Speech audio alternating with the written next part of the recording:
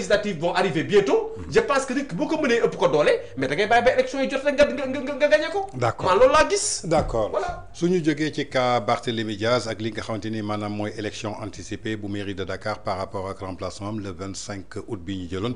conseil cour suprême du moins daal dina ko dàqandi daal ba mu génnee verdict am ci recours bi nga xamante ni Barth dugaloon na ko su ñu jógee ci Barth dañuy ñëw ci beneen cas. Jibi gis nga l'actuel premier ministre ginnaaw bu mu demee Chine dem Turquie ñu ngi koy annoncé fële ca France maanaam le 23 septembre jëmale ko ci li nga xamante ni maanaam mooy benn conférence intergouvernementale diggante réewu Sénégal ak France tey ñu bëri jàpp ni que de discours panafricaniste bi nga xamante ni tey moo rey 86 jeunes de France dégage ñu yàq fi ay études françaises demoon ba taxaw ne France na teggi concam ci suñu ndodd dem ne France dafa jël kuddam daal di ñu koy teg ba France CFA bi ñu daal di koy critiquer xamal ni ñu ko tey jii France doonoon na benn réew boo xamante ni amul pétrole amul gaz alors que ñun am nañu pétrole am nañu gaz soxlawuñu benn yoon France tey le premier ministre de la République du Sénégal ne mi ngi dem France pour benn séminaire intergouvernemental loolu lan lay reposer wu ci 86 personnes yu jot a ñàkk seen bakkan. mais ça mais Tange nee naa la Ousmane Sonko buy wax waxul pour wax dëgg day wax pour yow nga gëm ko. waaw xam nga loolu daf ko gëmloo woon nit ñi parce que contexte bi loolu la laajoon. boobu temps xale yi foog nañ ne Sénégal lépp lu fi yàqu France ko yàq. waaw mais lu moo nekk discours panafricain. loolu moo nekkoon seen discours. parce que c'est un discours facile. Ouais. Tu n'as pas besoin de preuves. Tu n'as pas besoin de l'étayer, tu n'as pas besoin de l'argumenter. Ouais. dès koy répéter rek bu yàggee mu nekk leitmotiv dugg ci nopp xale yi. Ouais. xale yi xoolal bañ waxee France dégage. ba problème yi amee fan lañ njëkk songu les entreprises françaises. Total. Auchan, Total, et cetera. Ay FH. les FH, les enseignes français. Mais loolu da lay wan ni quelque part on a vendu aux enfants encore une fois mais du vent. Ouais. On a vendu parce que un grand panafricaniste. Comme ni ñu koy waxee comme Ousmane Sonko.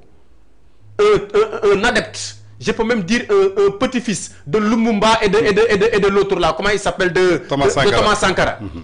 Qui laisse dans son bureau trôner une grande photo de Thomas Sankara. Fu mu taxaw ne moom Thomas Sankara référence am la. waaw mais man je ne comprends pas. Même si la France est un État boo xam ne c'est un État très puissant. Mais Ousmane Sonko devrait trouver les moyens de faire face à la France et de les défier économiquement. Ouais. Ousmane Sonko dafa waroon am un programme boo xam ne tey jii les Français même vont s'émouvoir de ses capacités à travailler sans leur aide. Sans leur aide. te attention de dañuy sóob rek de. mais France fii lu ñu dimbale kay aide budgétaire kenn xamul nu mu toll. loxo France musul jóge Sénégal. loxo France musul jóge Sénégal. maintenant nag on veut encore une fois comme ni ma ko waxee boo fekkee ni da nga bëgg woote loo xam ni du dëgg ci yow mais sa terminus toujours day ñaaw. parce que li nga bëggoon wane ci France tey yaa ko weddil sa bopp. yow da nga de woon France ce sont des criminels. wax na ko fi ne France ce sont des assassins. ne France tout ce qui est ressource Sénégal France teg loxoom. avec l'aide et la collaboration de Macky Sall. waa léegi France boobu da man li may laaj Ousmane Sonko di ko laaj waa Pastef rek mooy. xanaa France dafa changé wala président France daa changé. ah Macron man de bu ma juumalee Macron mooy président France depuis boobu. bañ toogee ba léegi ñoom. te Macron te Tange Macron boobu lañ doon waxal.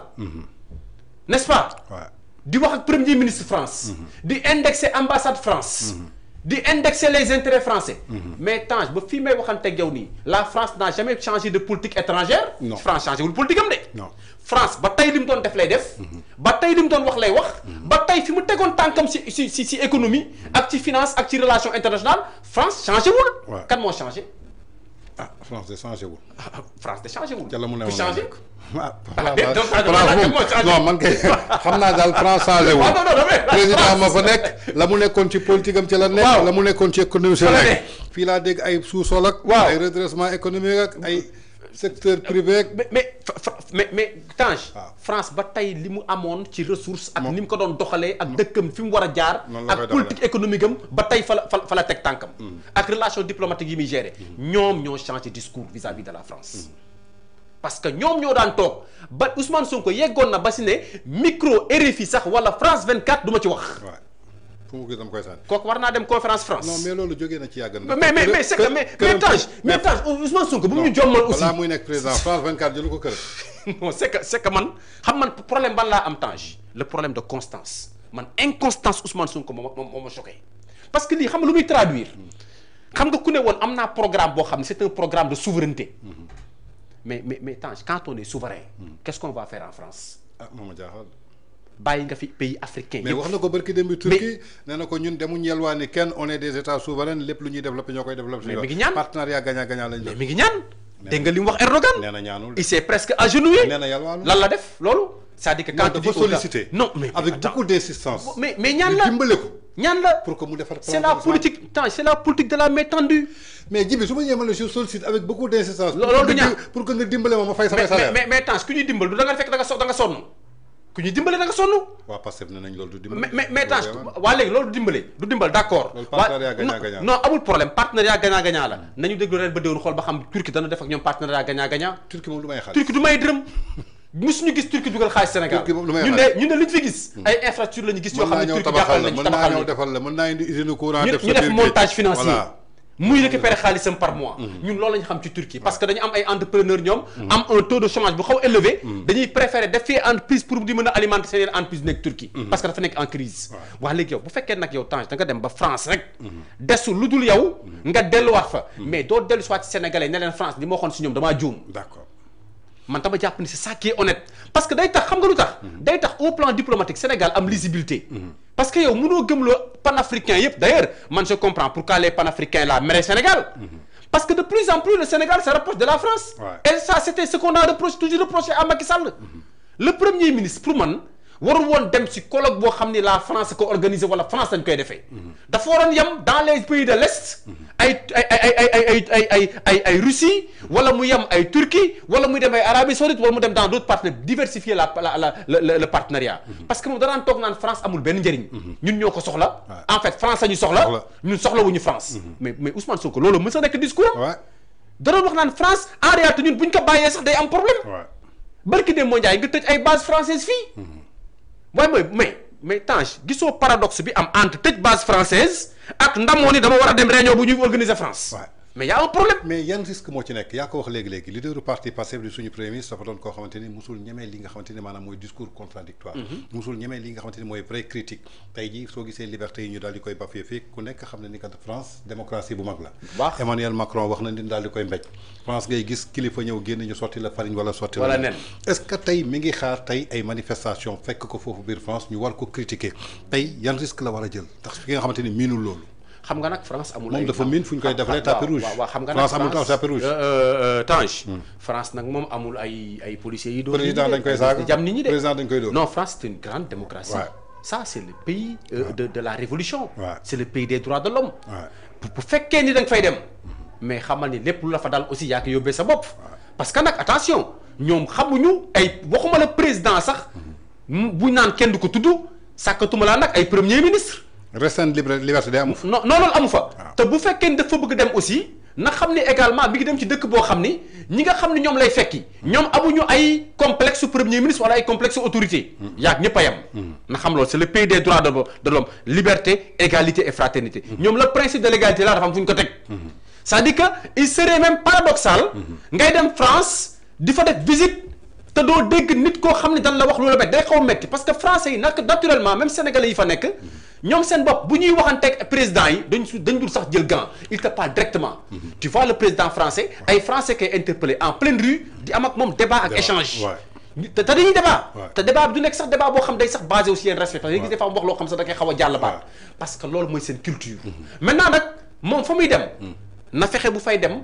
bu mu fa indi benn problème en matière de di ñëw naan ay dañ maa manqué respect wala ñëw naan assuré wuñ ma sama sécurité wala ñëw naan dañ fa manifester parce que nag ñoom autant y a beaucoup de présidents yoo xam ni ku mel na Macky Sall dem na fa waa Pastef xaar nañ ko fa am luñ ko fa defal loolu moom am na fa loolu tamit aussi dañu bëgg a préparer opinion bi xamal leen ni Ousmane Sonko mi ngi ñëw France Ousmane Sonko dafa war a def visite te bëgg nañu Ousmane Sonko bu fa def visite bëgg nañu aussi mu xam lan mooy vraie démocratie naka sénégalais yi nga xam ni maanaam jàpp nañ ni fii bu ñu fa waxee ñu tëj leen man de nii may waxante ak ni bu ma mënoon dem France damay dem France xaar ko mu ñëw ñu génne suñuy pancarte buñ ko mënee xëpp ndox daañu ko xëpp buñ ko mënee xëpp fan daañu parce que xamul tax parce que Ousmane Sonko foog mu xam ni il doit être et accepter d'être en démocratie d'accord te France c'est un pays démocratique et bu am ay liberté te bu fa demee aussi na xam fu muy yam parce que France bu fa garde corps dóoree dañ lay jàpp Ousmane Sonko bu fa dóoree dañ ko fa nar a arrêté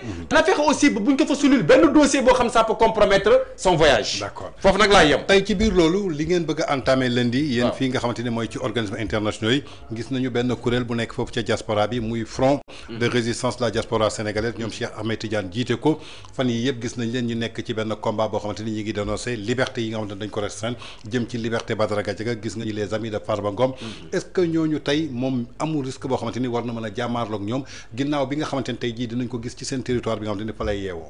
waaw parce que nag xam nga le combat actuellement gars yi dañ ko externaliser. waaw xam nga le combat contre Pastef. ñoom dafa am lu ñu xaw a wan ñu bare. tey les gens commencent petit à petit à réaliser que ni en réalité mais ndekete du sa dëkk rek nga mën a xeexee. mais les gens peuvent se battre aussi. mais dans d'autres continents wala dans d'autres espaces. te ça aura le même impact. déjà les gens qui sont avec le FDR là bi nekk fële. diaspora man tama leen di encourager bu baax. franchement parce que seen travail c'est remarquable. si les Sénégalais aujourd'hui ñu ci bëri ils n'osent pas manifester. ñoom ce sont eux qui ont ouvert presque la voie. ñoom ay Nations Unies lañuy dem ay Genève la ñuy dem. oui maintenant nag li ci am mooy xanaa bu ñuy dem ci avion bi ñu xaw mobiliser waale boole ci waa Pastef yu bëri xool nu ñu leen yóbboo parce que ce qui est sûr mooy mais la bataille sera exportée en France. te dafa mel ni tey ñi gëmoon Pastef nekkoon France dañu commencé weddi Pastef. tey suñu gisee ku mel ni Keysi foofu suñu gisee ku mel ni Akhenaton. dafa mel ni dañu diviser wu ñoom ci seen biir suñu gisee ñoom Mame Sène suñu gisee ñoom Fatmata Dansokho ñu portoon projet bi ñoom ñëpp dañu am mbetteel ci ñoom. maanaam reculé wu audience bi nga xamante ni Pastef amoon na ko ci diaspora dafa commencé wàññi. parce que xam nga diaspora bi kenn gënu leen xam coono yi nekk fii ci Sénégal. dañ fi nekkul mais c'est la diaspora qui nourrit pas mal de gens ici. mais ñoom ñoo yónnee. Tange gars yi ñoo yor kër yi. ci lu ci ëpp. waa diaspora kenn mënu leen fay bu ñu téewoon seen loxo musiba am. dëgg la Tange ñooñu bu ñu demee ba toog li ñu doon envoyé à la limite dañ leen nañ ko doubler wala nañ ko tripler. mais seen charge yëpp yokku. mais ñoom seen bopp ñi am ay difficultés foofu au niveau de la diaspora te l'État du Sénégal tarde à intervenir. nga gis les politiques d'austérité yi tubaab bi teg. ñoom ñi nga xam dañ fa doon am as tuut di ko fa économiser ak di téye seen ngor. léegi ñoom seen bopp dañ nekk dans des difficultés. parce que tubaab yi les partis d'extrême droite gis nga nu ñuy yéegee ak ni ñuy amee doole en France. immigré yi gën a sonn ak ñu gën leen métital. mais Tange boo xoolee loolu par rapport ak kii nga xam daf la jaayoon projet. ne la à la limite bu ma toogee da ngay ñibbisi. mais immigré yi bëri préparer seen voyage ak seen retour. kenn ñemeegu ci ñibbisi. mais Tange bu keroog da ngay xam nag quelque part y a lieu mais de s'interroger parce que léegi xam nga lu tax les Sénégal de l'extérieur graaw lu tax Sénégal de l'extérieur jara bàyyi xel mooy ces gens là sont un peu en avance parce que ñoom ñi ngi pratiquer des pays yoo xam ni gis nañu un vrai état ni mu war a mel xam nañu également que ni homme politique promesse électorale am dafa sacré foofu en France et dans les autres pays Macron tey li ko gën a sonal yenn promesse yu mënul def la Donald Trump mii boo gisee muy dàq ak defi kenn xamul parce que loolu promesse électorale la woon ñun nu ñu oyofalee promesse électorale tubaab bi ak dëkk occidentaux yi oyofalee nuñ ko noonu mais loolu dafay tax les gens de la diaspora ñoo njëkk bokk si ñu ko soutenir mais également ñoo njëkk bokk si ñu ko bàyyi parce que non seulement Tange dañ ko soutenir moralement téye ko politiquement accompagner ko mais dañ ci investir xaalis bu dul jeex Tange Pastef bu fonctionner di taxaw financièrement diaspora mais moo ci ëppale man ñaata nit laa fa xam ne diaspora samay nit samay doom samay cousin mais dañ naan la man dama cotiser dañ la koy wax clairement mais Tange mënoo cotiser ci projet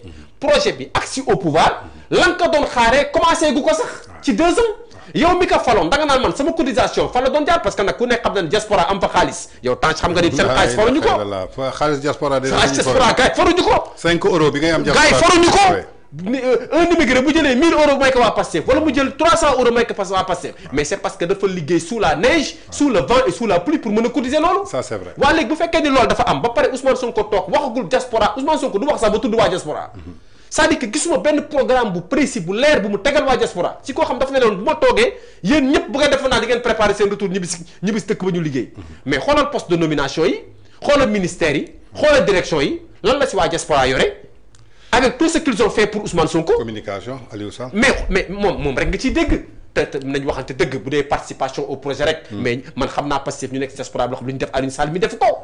lu ñu ci daju ko ci. yaa may dégg mais y a des gens yoo xam dañu sacrifier seen carrière pour Ousmane Sonko. mais léegi kooku boo toogee amul benn réaction bu leer wala benn avancée bu significative boo proposé waa diaspora mais Tange waa diaspora bu ñu la waree bàyyi daañu la bàyyi bu ñu la warul bàyyi dañ la bàyyi dañ lay bàyyi. d'accord dañ lay bàyyi. d'accord suñu jógee foofu dañuy ñëw ci El Malick Ndiaye président Assemblée nationale gis nañ ko.